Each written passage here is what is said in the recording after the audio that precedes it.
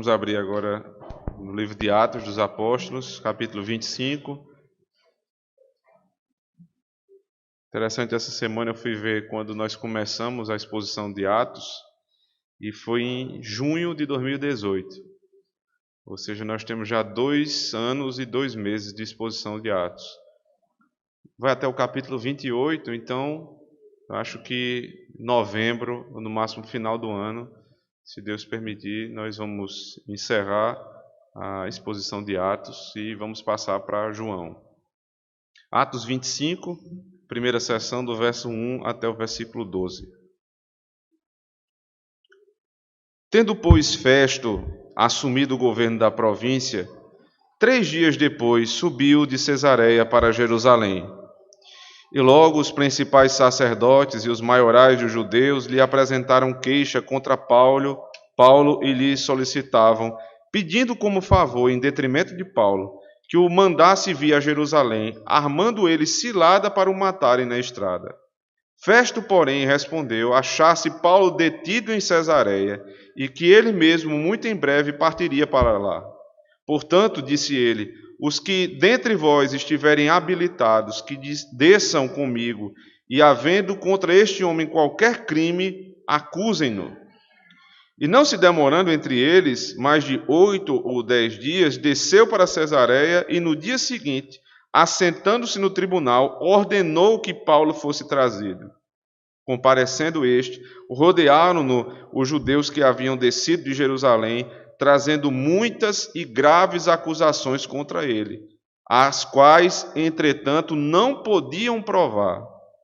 Paulo, porém, defendendo-se, proferiu as seguintes palavras: nenhum pecado cometi contra a lei dos judeus, nem contra o templo, nem contra César. Então Festo, querendo assegurar o apoio dos judeus, respondeu a Paulo: queres tu subir a Jerusalém e ser ali julgado por mim a respeito destas coisas? Disse-lhe Paulo: estou perante o tribunal de César, onde convém seja eu julgado. Nenhum agravo pratiquei contra os judeus, como tu muito bem sabes. Caso, pois, tenha eu praticado algum mal ou crime digno de morte, estou pronto para morrer. Se, pelo contrário, não são verdadeiras as coisas que se me acusam, ninguém, para lhe ser agradável, pode entregar-me a eles. Apelo para César. Então Festo, tendo falado com o conselho, respondeu: para César apelaste, para César irás. Amém. Vamos orar ao Senhor, irmãos. O Senhor, como cantamos agora no Salmo 119, nós queremos te pedir, ó Deus, desvenda os nossos olhos a fim de que possamos enxergar as maravilhas da tua lei. Para isso, Senhor, pedimos que teu Espírito prepare o nosso coração como terra fértil, Senhor, para aqueles que precisam de salvação serem salvos, aqueles que precisam de exortação serem exortados. Os que necessitam de ânimo, Senhor Deus, recebam agora a porção que lhes é separada pelo Senhor. E que tudo isso seja feito por essa pregação, Pai. Para que isso aconteça, usa, Senhor Deus, aquele que foi separado pelo Senhor, por meio de um presbitério investido de poder, para poder falar, o assim diz o Senhor, para a tua igreja. Seja conosco nessa noite mais uma vez, Senhor, e nos abençoe em Cristo. Amém. Todas as vezes que a eleição vai chegando e há uma expectativa de mudança de governo, nós começamos a criar expectativa, né? Criar esperança que as coisas mudem. Ou se não mudar tudo, pelo menos que mude alguma coisa para o bem da sociedade.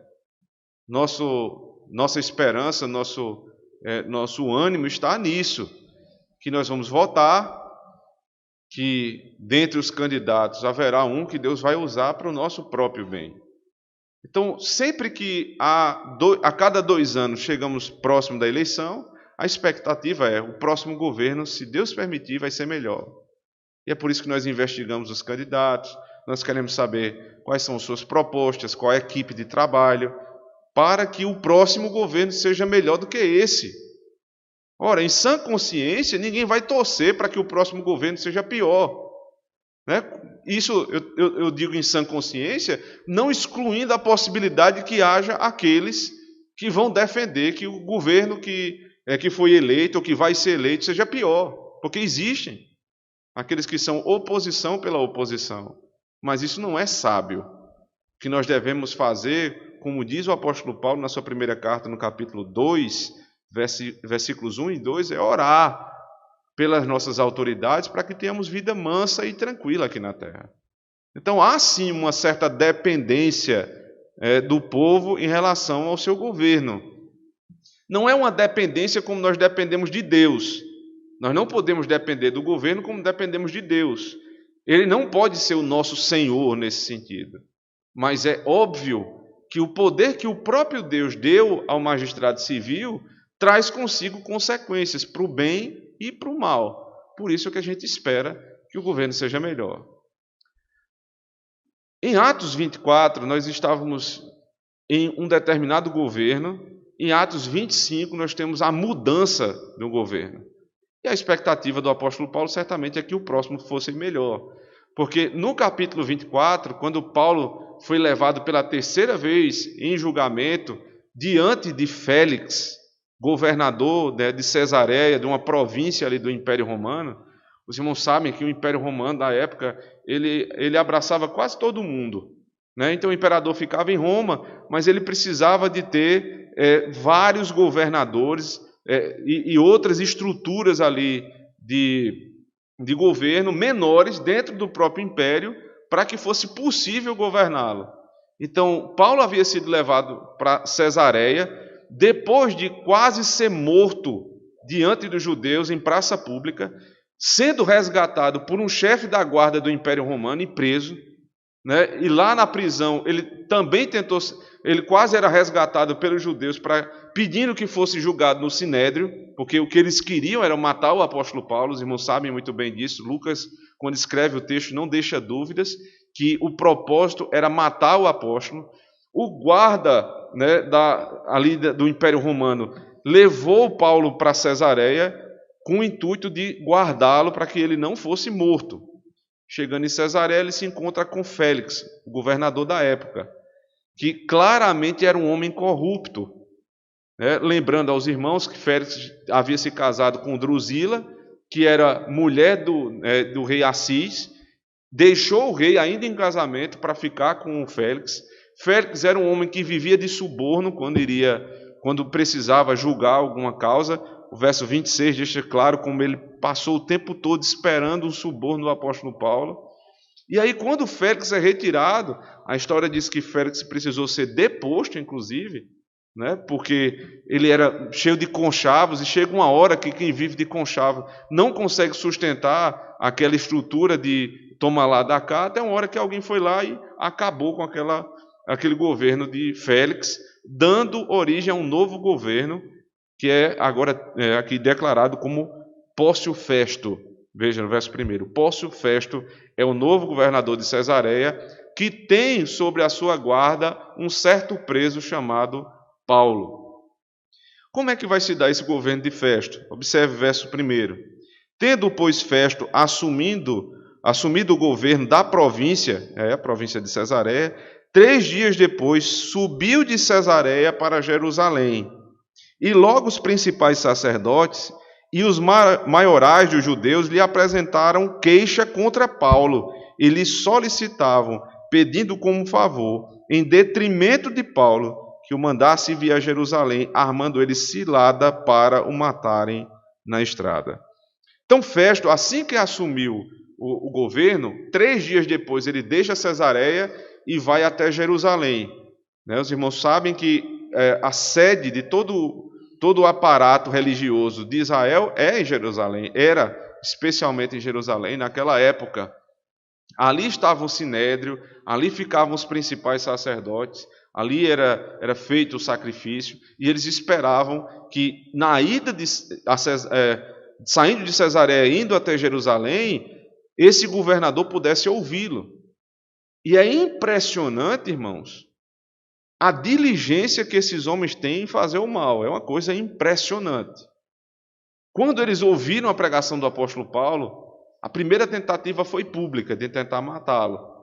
Depois eles foram até o centurião, não conseguiram. Depois eles mandaram até o sinédrio, não conseguiram. O apóstolo Paulo conseguiu safar, apresentando a doutrina da ressurreição e assim dividir no sinédrio. Paulo se safou também no sinédrio. Do sinédrio, ele foi levado ao governo de Félix.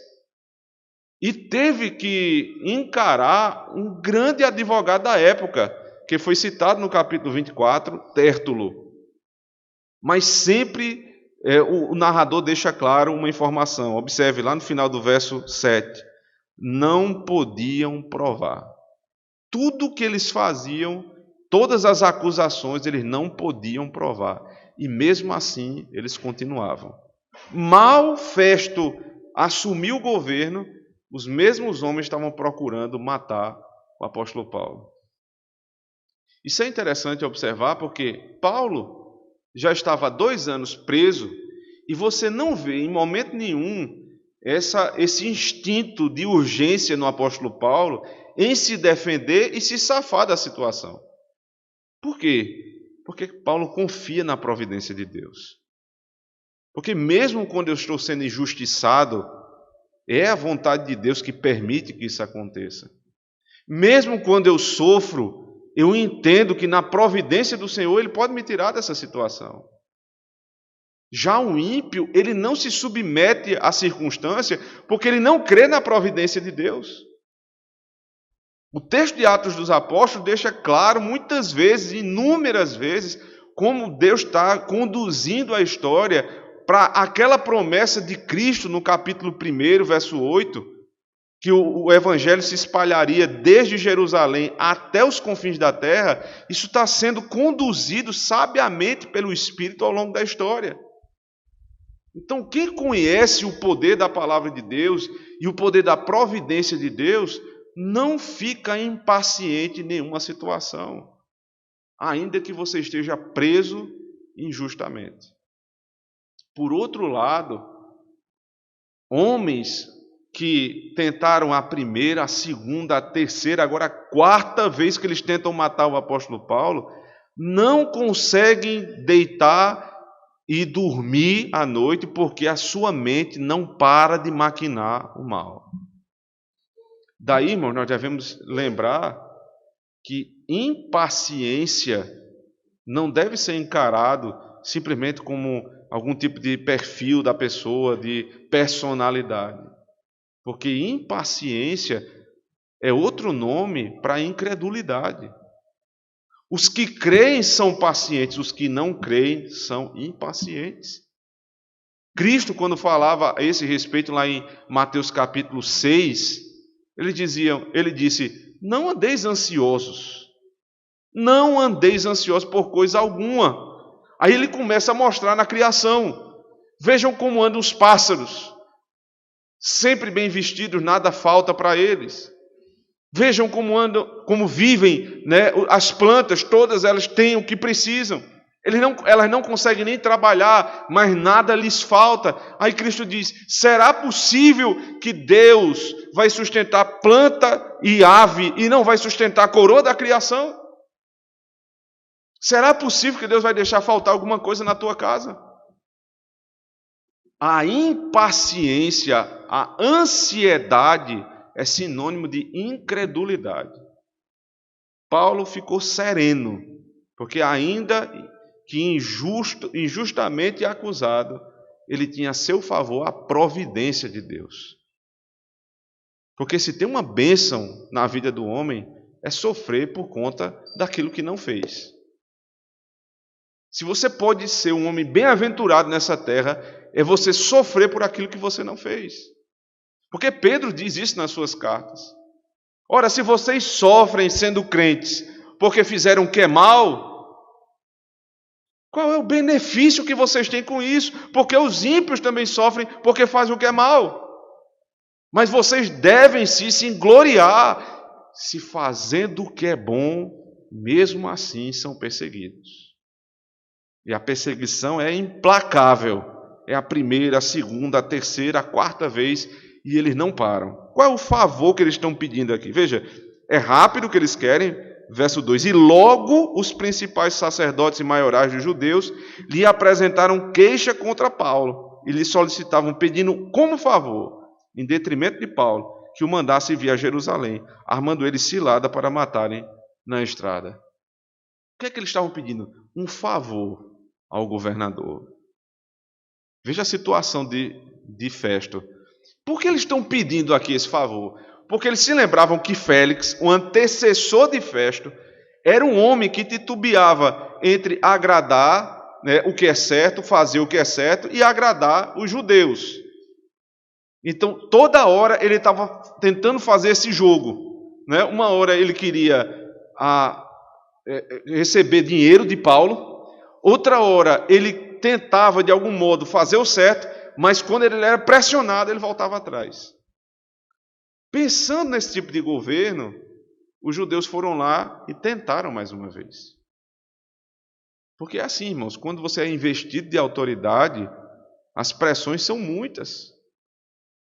A pressão para você fazer o que é errado é muito grande. E qual é o motivo aqui? Porque você quer estar de bem com as pessoas.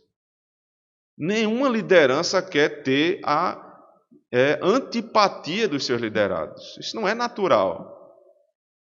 Daí começa a surgir aqui no texto novamente o problema que permanece até hoje. Como eu vou lidar com as pressões diante da autoridade que precisa ser resguardada? Como é que eu lido com essas pressões? Eu vou fazer o que é certo ou eu temo os homens a ponto de não conseguir fazer o que é certo? O favor é: mande Paulo aqui para Jerusalém, ou seja, tire ele de Cesareia, mande ele para Jerusalém, porque aqui a gente vai poder julgá-lo melhor. O argumento é muito simples. O crime foi cometido aqui em Jerusalém, então ele tem que ser julgado aqui. O foro legítimo é Jerusalém. Depois Paulo vai dizer, não, o foro legítimo não é Jerusalém. Ele vai apelar para César. Mas esse é o argumento. Resposta de Festo no verso 4. Festo, porém, respondeu, achasse Paulo detido em Cesareia e que ele mesmo muito em breve partiria para lá. Ou seja, Festo, em primeiro lugar, foi melhor do que Félix. Porque ele disse, não pode, não é assim que se faz. Muito provavelmente, Festo sabia das intenções por trás daquele favor que estava sendo pedido. Porque sempre é assim, irmãos. Quando se pede um favor da autoridade, geralmente é porque esse favor não pode ser exigido. Porque a exigência é pela lei, é pelo certo. O favor é para você não fazer o que tem que ser feito. E aí a liderança ela fica nessa pressão. Eu vou fazer o que estão me pedindo para fazer e aí ganhar a simpatia dessas pessoas, eu vou fazer o que é certo. Em primeira instância, aqui, em primeiro momento, Festo fez o que é certo. Não pode ser assim. Porque ele está sob a nossa custódia. E ele precisa ser julgado sob a nossa proteção, em Cesareia. Aqui um segundo princípio precisa ser avaliado, irmãos, em relação à custódia de presos. E antes de falar sobre isso, eu queria fazer um parênteses, porque eu entendo muito bem a situação econômica, social do nosso país, que tem demandas sem fim e que, obviamente, dar conforto ao preso não está dentre as nossas prioridades. Não pode estar, inclusive. Por outro lado, e aí voltando para a argumentação que eu comecei, por outro lado, nós devemos entender que até mesmo os presos que estão sob custódia do Estado, que é ministro de Deus, têm a obrigação de guardar aqueles que estão sob sua custódia e de reservar certo cuidado e respeito, não com aquela pessoa em si, simplesmente, mas com aquilo que ela traz, porque ela é a imagem e semelhança do Criador. Então, irmãos, quando nós vemos aquelas imagens que no Brasil são muito comuns de presídios, de celas que estão amontoados de gente ali sem 120 pessoas numa cela que era para 40 ou 30. Você não pode se alegrar com aquela imagem, porque aquela imagem é a degradação da raça humana. Aquilo ali é terrível. É claro que nós também não queremos um hotel 5 estrelas para quem matou, estuprou, assassinou. Não. Nem é nossa prioridade começar por aí. Mas eu não posso me alegrar com isso. Porque Festo, um governador ímpio, teve a hombridade de dizer: não, não vai ser assim. Eu não vou entregar alguém que está sob a minha custódia para vocês matarem. Porque o texto fica claro. Veja, verso 3, o final. Armando ele cilada para o matarem na estrada. Eles não queriam julgá-lo coisa nenhuma. Eles queriam pegá-lo na estrada. E Festo diz: não, não vai ser assim. Mas aí ele dá uma outra oportunidade. Verso 5. Portanto, disse ele: os que dentre vós estiverem habilitados, que desçam comigo. Havendo contra este homem qualquer crime, acusem-no. Veja, o processo é esse aqui. Vocês querem acusá-lo, vocês podem acusá-lo. Vocês vão comigo para Cesareia e lá vocês vão acusá-lo. Só que eles já tinham feito isso. Usado o melhor dos advogados da época, Tértulo, e não funcionou. Ele não estava interessado aqui em justiça, né? E aí você percebe que Festo também não foi tão incisivo assim em relação à proteção de Paulo.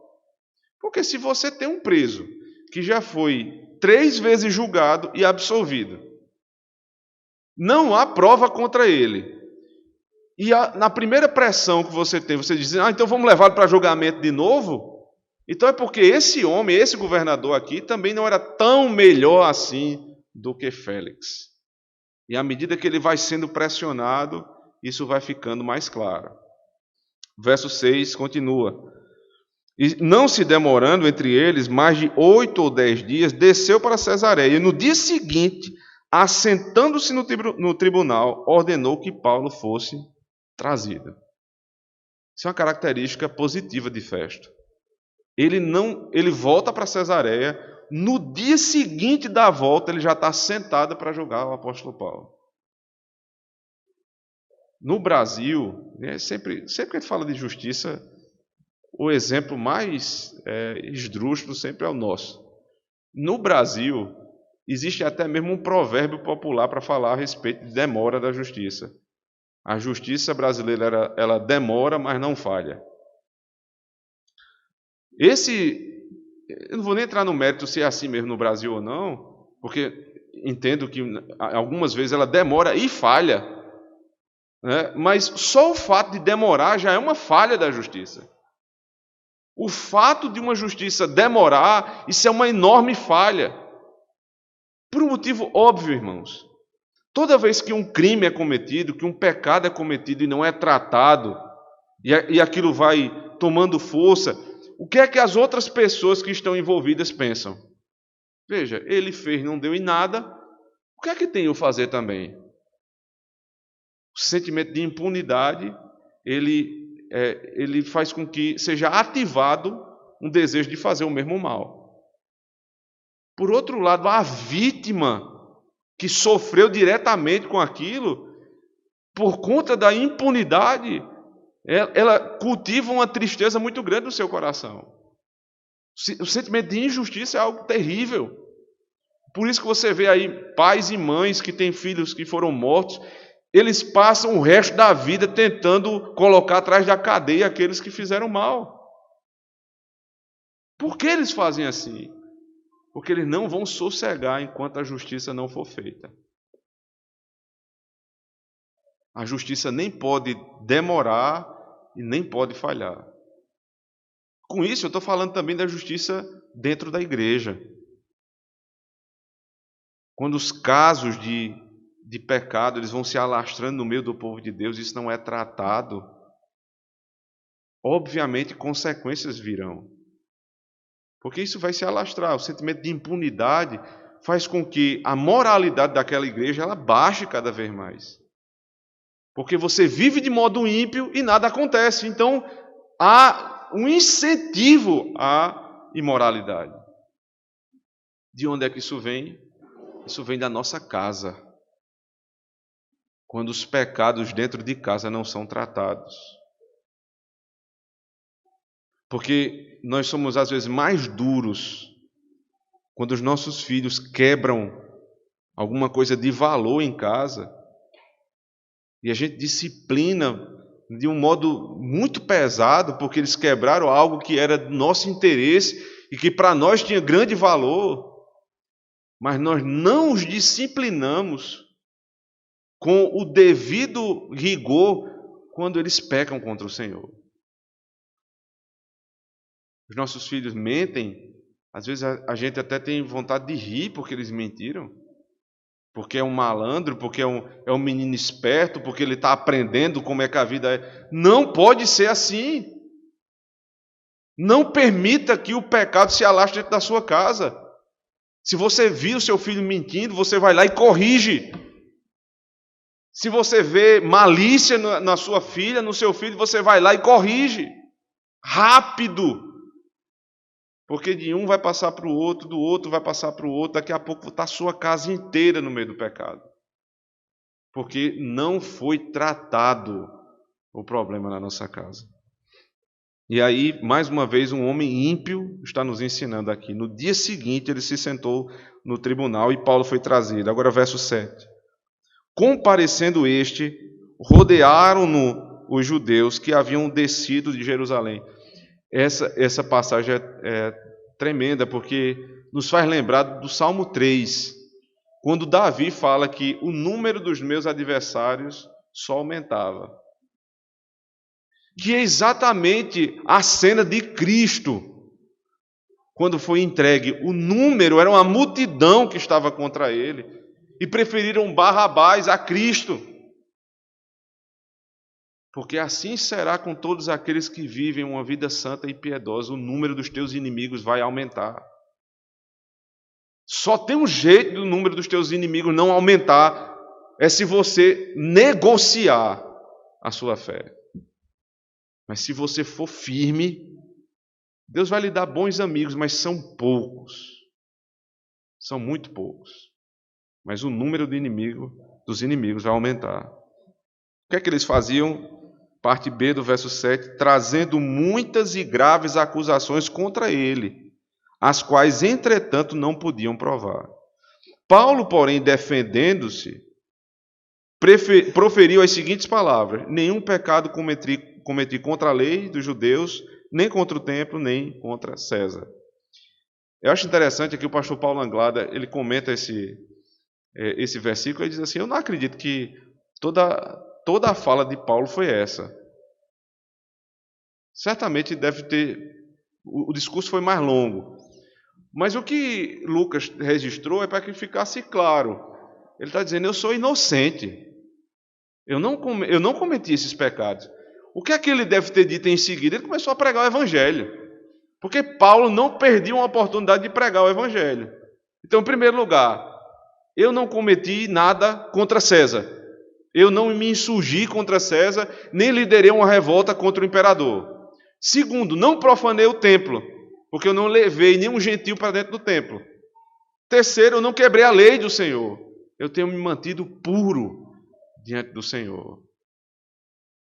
E eu fico impressionado com o apóstolo Paulo. Como é que ele, num tribunal, ele tem a condição de dizer: eu sou santo, eu sou um homem que não cometi os pecados que estão me acusando. Daí a gente precisa lembrar de um outro tribunal.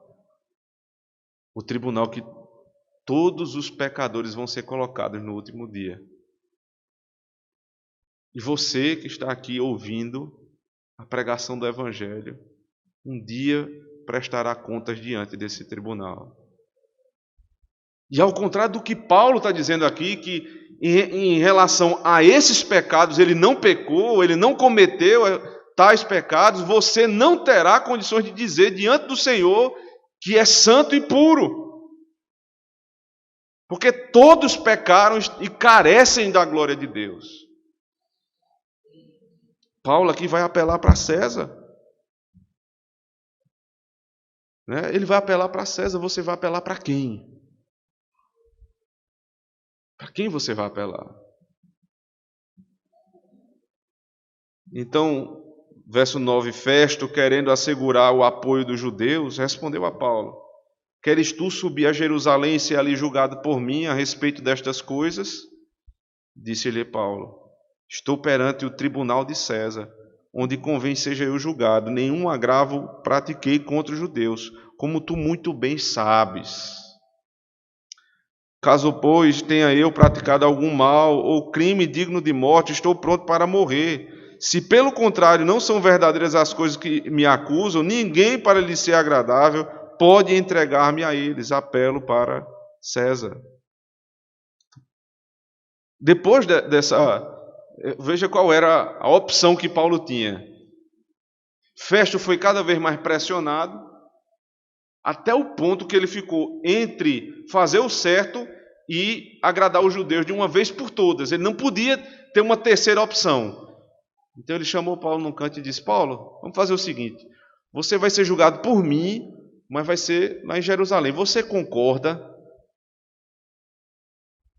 Aqui ficou claro até onde vai, né, a dignidade de Festo, até o ponto dele ser prejudicado.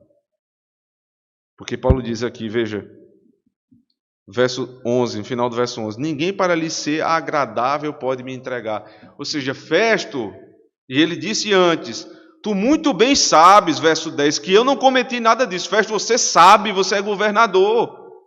E você não pode me entregar diante desses homens simplesmente para lhe ser agradável. O temor de homens é uma coisa terrível, irmãos, é terrível. Porque ele paralisa o sujeito. Lembre-se, 1 Samuel capítulo 15, Saul foi tentar se explicar diante de Deus, quando ao invés de acabar com um povo estranho, ele trouxe alguns presentes do Senhor. Ele disse, mas foi porque o povo me pressionou. Eu queria agradar o povo e, na verdade, também eu trouxe uma oferta para o Senhor. Uma outra história semelhante é de Pedro. Quando ele foi pressionado, veja, ele tinha dito, Senhor, nunca te negarei. Cristo disse, até que o galo cante, você vai me negar 3 vezes. As 3 vezes que ele foi pressionado, ele disse, eu não conheço esse homem. Temor de homens. Primeiro que é uma vergonha um homem, um sujeito que está debaixo da proteção do Senhor, ter medo de outro homem. E segundo lugar é que isso é prova de incredulidade. Festo diz, veja só, Paulo, vamos tentar ajeitar aqui, vamos tentar ver uma forma de resolver esse problema. Não pode ser assim. O temor de homens acaba primeiro com a autoridade do pai dentro de casa. Qual é o tipo de temor de homens que existe no lar? É quando um pai, que é o chefe do lar, ele começa a ter medo dos filhos. Qual é o sentido? Não é medo de apanhar dos filhos, óbvio, não é isso. Mas é medo de desagradar e ficar aquele clima dentro de casa, que realmente é ruim. Então, para manter uma falsa paz, as coisas vão correndo e ele não faz nada. Ele tem medo de enfrentar o problema. E esse medo passa também para a relação dele com a esposa. Ele não enfrenta a necessidade que a esposa tem de ser exortada, porque ele quer manter a paz dentro de casa. Muitos desses que são assim em casa são ordenados para serem presbíteros, pastores. E o que é que vai refletir na igreja? Ora, a igreja também vai ser tratada assim. Os sermões sempre vão ser aquele tipo de sermão que não bate em ninguém. E se bater, na mesma hora alisa. Porque ele tem medo de perder as ovelhas. Esses homens vão para os presbitérios se tremendo de medo do presbitério, do que podem fazer com ele no presbitério. São homens fracos que vivem fazendo negociata no mundo. Agora, vocês acham que é simplesmente porque ele tem medo do outro? Ou que ele quer o bem da casa, como pai, ele quer o bem e a paz da casa. Ou ele quer a paz da igreja, como muitos dizem. Não, vamos fazer isso não para manter a paz da igreja. Não é isso. Quem tem medo, quem tem temor de homens, não está preocupado na coletividade, está preocupado consigo. Veja, ele diz, você não vai me entregar para esses homens para lhe agradar, não. Festo, eu não vou permitir que você faça isso. O temor de homens é prova, não de amor pelo outro, mas de amor por si mesmo, de modo idólatra. Ele disse, estou perante o tribunal de César, onde convém seja eu julgado. Então eu vou ser julgado lá. Caso, pois, tenha eu praticado crime de morte, veja aqui uma coisa interessante para ser feita aqui, um pequeno parêntese. Paulo não tinha nada contra a pena de morte. Ele disse, se eu tenho algum crime digno de morte, que seja morto. Agora, vocês não conseguiram provar. Porque na lei de Deus, a pena de morte foi instituída desde Gênesis 9, e passou por todo o Antigo Testamento e entrou no Novo. A ponto de o Império Romano, que era um império ímpio, preservar ainda a pena de morte, em alguns casos. Portanto, irmãos, você que pensa que nós temos hoje um governo, no sentido geral, sem citar governos particulares, um governo, uma forma judiciária, leis que são melhores do que o Império Romano, você está muito enganado. Hoje, nosso sistema judiciário, nossa legislação é muito pior. É muito pior, porque até entre os crentes é quase um absurdo você tentar defender pena de morte. Paulo não era contra. Ele disse, não, se eu tenho algum crime que eu cometi para a morte, que me matem. Agora, eu não fiz isso. Aí ele diz, apelo para César. Último ponto desse texto também é o mais contundente. Porque, veja, Paulo está dizendo com isso que ele prefere, e aqui é preciso explicar quem é César, né? César, né, um sobrenome de um dos imperadores, que passou depois a ser um título, uma forma de se dirigir ao imperador. Então, o nome do imperador não era César, mas vocês conhecem quem era o imperador? Nero. Exatamente o Nero, que ali por volta, ele morreu em 68, então foi um pouco antes disso, um pouco antes de 68, ele tocou fogo na cidade que ele habitava. Nero é um sujeito assim que ele é retratado na história como um sujeito esdrúxulo, uma coisa assim absurda, um homem abjeto. É o tipo de imperador que, quando você quer dar um exemplo do que é ruim, você diz, é como Nero. Pois bem, Paulo diz, eu prefiro ser julgado por Nero do que ser julgado em Jerusalém.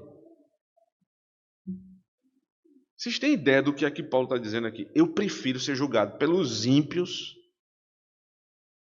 que estão fora da igreja do que por esses ímpios que estão na igreja.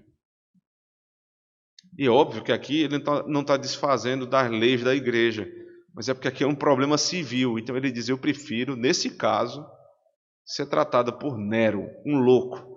Obviamente ele não tinha declarado toda a loucura ainda até ali, mas ele prefere ir para Roma do que para Jerusalém. Isso é uma vergonha, irmãos. Quando você diz assim, talvez no mundo haja mais lei e mais justiça do que na igreja. Isso é atual. Sabe por quê? Porque você vê aí pessoas vivendo na imoralidade. Pessoas, como falamos hoje pela manhã, segundo, terceiro, quarto casamento, sem ter resolvido o problema inicial, né, que se diga, para ficar claro isso, qual é o problema. Não foi tratado o problema inicial da modo que deveria ser. Você vê até liderança que vai lá e abençoa esse tipo de relação. Você vê pessoas fazendo todo tipo de loucura e nada é tratado, porque é em nome da paz. Não é em nome da paz, irmão, pode ter certeza. pastores que defendem, que estão buscando a paz da igreja para não tratar o pecado da igreja, eles não estão pensando em vocês, eles estão pensando em si mesmos. É o único interesse que eles têm, são neles mesmos. Isso vai influenciar em todo o pastoreio, no modo que ele prega, no modo como ele administra a ceia, no modo como ele aconselha, que é um homem frouxo. Pode ir atrás na casa dele e ele é mandado pela mulher. Aqui ele tem medo do povo e lá fora ele tem medo do governo. Ele tem medo em todo canto. Paulo disse, eu não tenho medo. Se for para morrer, eu estou pronto para morrer. Por outro lado, ele conhecia muito bem seus direitos. Sabe ter direito de ir para César? Pois eu apelo para ele. Nós temos obrigação, irmãos, de enquanto depender, veja só, Paulo sabia que ele seria condenado, mas enquanto eu tenho possibilidade de me defender, eu vou guardar minha reputação. Sabe por quê? Porque é a verdade. Ele está defendendo aqui a verdade. Mas tem um segundo motivo pelo qual Paulo defende que ele queria, e ele tinha o direito, era o chamado direito provocatio na legislação romana, que é o direito de você provocar o imperador. E, mais uma vez, aqui observando a providência na história, houve uma época anterior a essa, que só quem tinha esse direito de provocar o imperador era uma pequena classe da sociedade. Depois isso foi se expandindo, e quando chegou exatamente na época do apóstolo Paulo, todos os cidadãos romanos poderiam provocar o imperador. Você vê como é a providência de Deus. E ele provocou César. Sabe por quê? Volta comigo, capítulo 23, verso 11.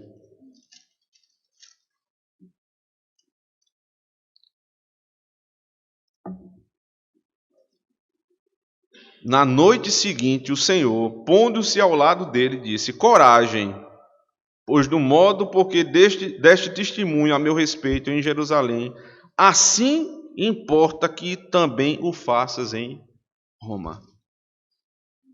Quando ele chegou diante daquele tribunal, ele disse, aqui eu tenho... Ele lembrou do que Cristo disse em sonho. Quando apareceu a ele ali, de lado da sua cama, ele disse, espera aí, é a oportunidade que eu tenho de ir para Roma. Apelo para César.